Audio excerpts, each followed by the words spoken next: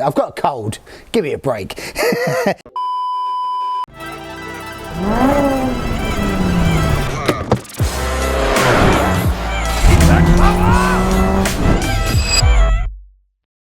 Hi guys, and welcome back to MK Sportscars. Back in the workshop after Racing Cup 200s and the Newark show, which was pretty good actually. Sunday was raining, but it was a pretty good show.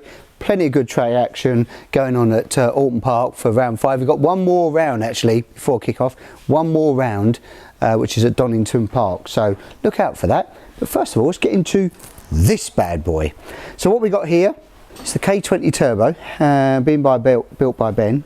And it's come back in here. We're doing a lot of wiring and other things on it as well. But just go through what this cart is all about. So it's our chassis, which has been custom made for a BMW gearbox. So we've got the K20 engine, which we've done all the mounts for before, but it's got a BMW gearbox in with a custom pop shaft in here that mounts to a Ford diff on the rear, which I'll show you in a second. So it's a BMW 5-speed gearbox. Takes a little bit more power than the Mazda one, which is why it's gone for that, because this turbo here, this big snout that you see, big old boy, it's a Pulsar turbo, big turbo, should be more than capable of making 500. Not aiming for that number necessarily. I think anywhere between 300 and 400 horsepower would be lovely. Certainly for what you can put down on the road. But let's talk forward some of the bits that we're going on here. So our chassis, our rockers, it's actually running a Ford modified Sierra front upright with a big brake kit on this particular one with the Willwoods. With our wing stays that we've done, all of our suspension and our headlight brackets all sort of mounted. It's on a Escort based quick rack as well. Nice wheels. He likes the sort of Japan racing stuff, and this is actually quite a sweet little wheel. 15-inch wheels all round on these. We've got 205s I think on the front and 225s on the rear. A bit more width on it. Got a custom radiator in here. So she's like our 70mm core radiator. We use the same one on the 400, the Cup 400, the supercharged version. Standard core finishes sort of here, so we've got an extra sort of 80mm of cooling as well on this, just to help with the turbocharging and the increase in horsepower. Up here, what we got going on here is charge cooler here. This is all in, so charge cooling radiator, so this will be fluid through here, cooling, running through. We've got the pipe work that goes into this charge cooler. So we've got the radiator for it and the charge cooler here. You're thinking, well, because we've got the bonnet scoop up on the cup nose that we're using, you've got a nice ducting of there.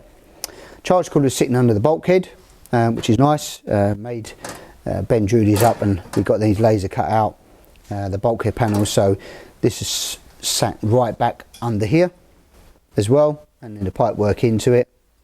All getting a bit tight and compact, isn't it? Down here we've got the oil cooler, got a larger oil cooler in here. It's a, I can't remember now, it's a 20, it's a weird size, it's a 20 odd row, but much full width, rather than the 230mm wide. We've got a full width in there as well. And if we need to, we can always put a little fan on the back of this to aid for the cooling as well, but at the moment we think she should be golden. Little header tank here is for your charge cooler, and we've got the standard header tank here for the engine. You don't need much on this because this won't get up to much temperature. Well, in theory, it shouldn't get up to much temperature. That's the whole idea of the charge cooler, to cool it down.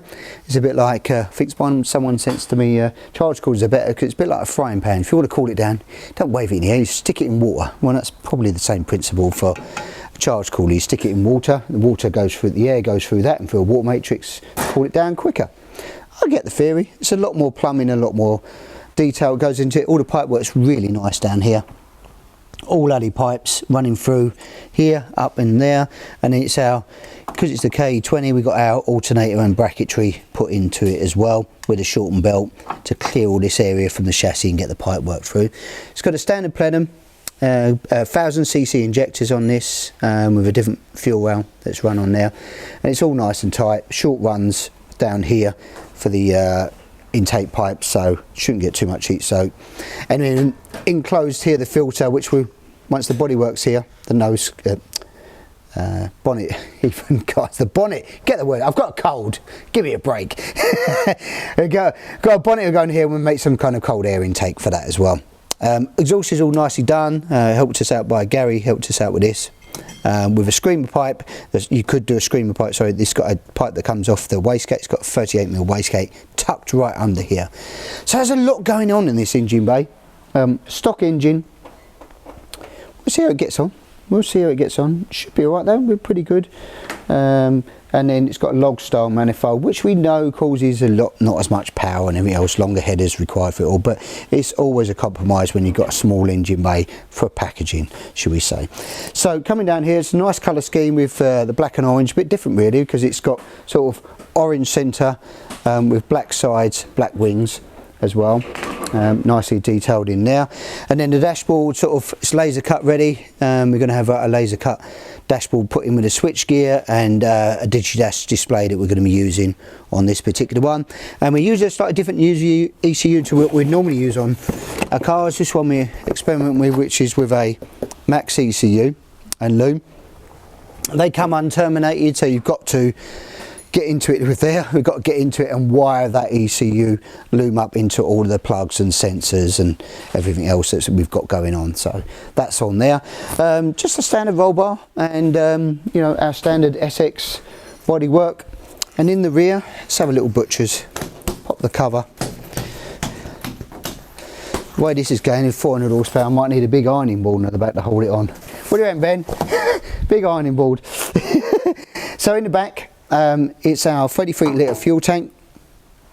We've got a, it's like a Mazda pump set up in there with an upgraded pump in there as well. And then we've gone with, it's got a 7-inch diff, but we have incorporated ready if we need to, if we've got problems, we can go at 7.5 because we have got this in here. We've made the bracketry to make a 7.5 in there if we need to, for the gearing changes as well. And we've got Labro shafts rather than pushing, which is on what we do on 90% of them.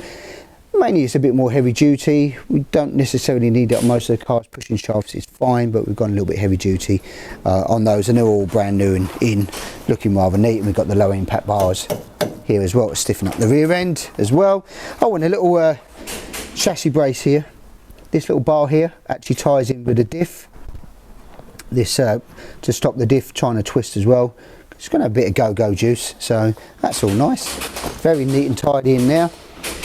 And then it's just wiring really, wiring to get it done really, and a nice carbon exhaust, 3-inch system right the way through, very short run on this. And there's always a compromise again with a tighter 90 than we'd like, but you know, it's a packaging issue again. With this wastegate pipe here, teed in, keep the noise down. And we'll run a cat silencer for Ivy. Sorry, we've actually got a cat link pipe actually for this one. We've done both. We've done this pipe here, it joins, and then we made this section a cat as well. So it's got both that you can use for track version, for a decat and off. So yeah, so give us what do you think, guys? Thumbs up, any questions below? So lots of firsts for us on this one, especially being a K20 turbo. So lots of questions that are unanswered by us until we get into it, but there's lots of little bits that we're going to get done and get going with it. Next job really is get it running, get it all working, make sure she's all spiffing. So looking forward to that, and then it will go off. It's got to be IVA'd, this car. It's going to be completely road legal. Just going to run it about a bit and then see what he loves. Loves these projects. I love these projects. It's something a little bit different that we don't normally do, and anything with a turbo on is good in my book. Right, so that's it for the K20 turbo build that's going on. If you want to know more information or you want some questions on it, fire some down below there, guys, and we'd be happy to answer them. Not a problem at all. Don't forget about what's going on. We've got, if you want to come and see this car, it will be here at the open day. So that is October the 5th on the Saturday, 10 o'clock in the morning till 2 o'clock in the afternoon. We'll be here to come and have a look, see what's going on, have a cup of tea. Bacon roll will be on offer for you as well, and you can come and see things like this. So if you're a petrol head, I think it'll be a bit interesting to come and see, and you can come and speak to us about it and what's going on, or any of the other projects that we've got going on in the workshop here. That's it for this week, guys. Remember to like, share and subscribe, and I will catch you next week.